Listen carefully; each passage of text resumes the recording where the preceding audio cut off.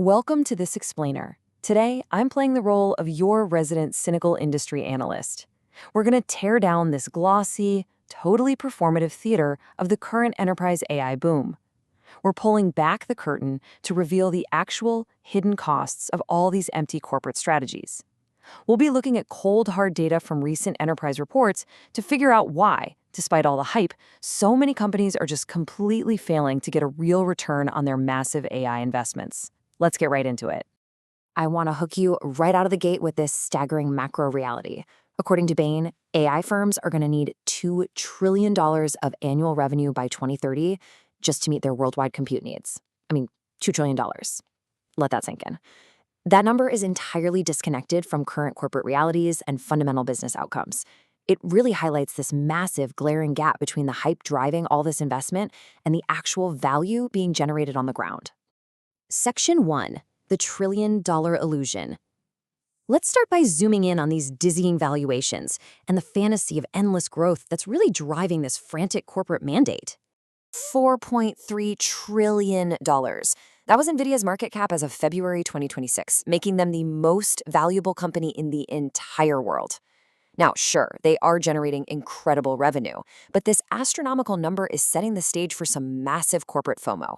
I mean, every board of directors is looking at this and essentially demanding their executives just do AI, completely regardless of whether they actually have a real plan for it. Okay, let's dive into this comparison between the dot-com era and today. Now, today's price-to-earnings ratios are slightly more grounded than the peaks of 2000, I'll give them that. But look at that bottom line. 70% of AI unicorns right now are completely unprofitable. That perfectly mirrors the 80 to 90% unprofitability rate we saw during the dot-com bubble. The sheer scale of startups burning through billions in venture capital right now, it's an undeniable bubble indicator. And even the heavy hitters are sounding the alarm. JP Morgan's CEO Jamie Dimon bluntly warned that some AI money will be wasted. Even OpenAI's Sam Altman has openly acknowledged the market froth. When the folks at the very top of the financial and tech food chains confirm that the sheer velocity of capital basically guarantees massive infrastructural waste, well, we really need to pay attention. The hype has absolutely outpaced the foundation here. Section 2, strategy as performance art. Moving from Wall Street down to the C-suite, we're finding that beneath these massive budgets, corporate leadership is essentially, well, faking it. This brilliantly illustrates the rot at the core of enterprise AI. According to a massive 2026 survey by Writer, 3/4 of executives actually admit their AI strategy is more for show than actual internal guidance. 3/4. Why? Well, because 64% of CEOs are terrified they'll lose their jobs if they fail to look like they're leading the AI transition. So what we have is strategy as pure performance art, driven by executive panic rather than any sort of operational design. We need to clinically label this behavior for what it is: AI washing. Honestly, it's just a socio-technical legitimacy tactic. Companies are using these symbolic claims to attract investors on earnings calls and maintain the status as innovators, even when their technical implementation is incredibly weak or, let's be real, totally non-existent. They are literally just polishing 20th century bureaucracy with a 21st century label. But this theater has some super steep hidden costs. It's rapidly moving from hype to liability. This AI washing can trigger devastating EU AI Act fines. We're talking up to 35 million euros or 7% of global revenue. Then there's the very real threat of class action lawsuits. And internally, 60% of executives anticipate board intervention when these botched performative strategies inevitably collapse. Make no mistake, the bill for faking it is absolutely coming due. Section 3, the productivity ROI disconnect. Now we pivot to the central contradiction of this era, which is the staggering gap between the individual worker and the organization as a whole. Let's start with the micro-reality. 5x. Individual AI super users within companies are up to 5 times more productive than their peers. They're saving nearly 9 hours a week by automating routine tasks. So at the individual level, the technology clearly, undeniably works. But immediately contrast that with this devastating macro reality. A mere 29% of organizations are actually seeing any significant ROI from generative AI. In fact, according to MIT research, a shocking 95% of organizations are getting zero return on their Gen AI investments. Zero. So, the absolutely crucial point here is this brutal disconnect. Companies are basically creating a two-tiered workplace.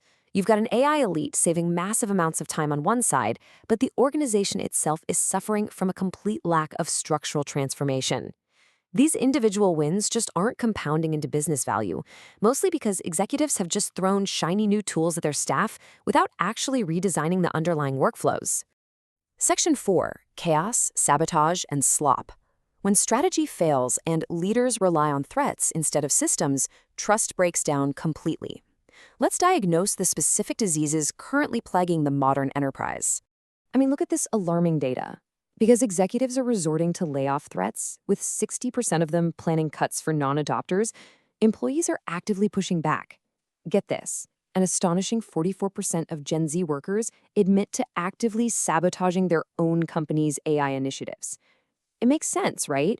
When managers can't guide AI adoption and workers feel threatened by this chaotic free-for-all, resistance and sabotage just become the rational response. Furthermore, the real world isn't some pristine stage demo. As Forbes' Vaibhav Agarwal points out, real work arrives as messy data slop. Shiny, performative demos totally fail in production because enterprise data is scattered and unstructured. Without a really robust grounding layer to validate these inputs, an AI agent's so-called creativity is actually just data corruption. It's literally just filling in the gaps with hallucinations. Section 5. The token fallacy.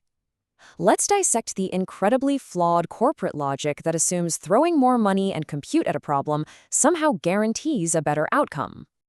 Management often treats AI token consumption as a proxy for productivity. It's kind of like counting lines of code back in the 90s. They just assume that if an AI agent is churning through millions of tokens, it must be doing valuable work. It creates this totally performative budget that looks like massive activity. But we have to ask, does spending more compute actually drive better results? Well, here is the empirical proof that massive token expenditure is mostly just unproductive exploration. Studies show that AI agents can use thousands of times more tokens than a standard chat, but more tokens do not mean higher accuracy. In fact, the model often just gets confused.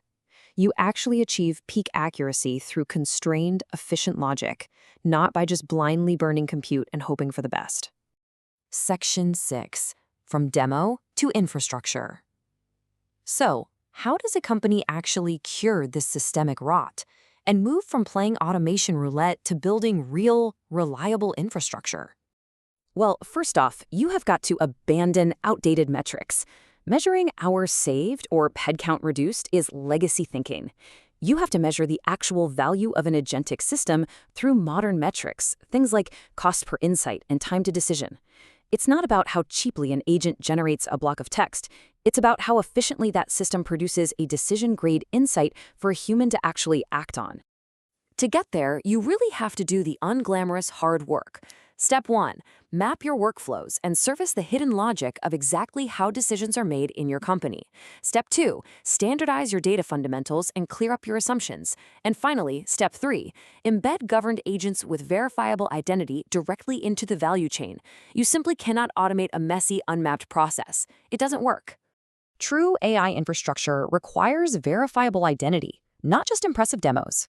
Transformation means you finally stop treating AI as some magical answer producer and start treating it as machinery. Machinery that is strictly governed, monitored, and permissioned. Security and structure aren't limitations here, they are the absolute foundational requirements of capability in the enterprise. I want to leave you with this final pragmatic thought. If your AI can't operate securely inside your ERP and your CRM, it's not embedded, it's just hovering. And hovering doesn't run a company. So you have to ask yourself, is your company building reliable AI infrastructure, or are you just funding an incredibly expensive trillion-dollar illusion? Thanks for joining me for this explainer. I'll catch you next time.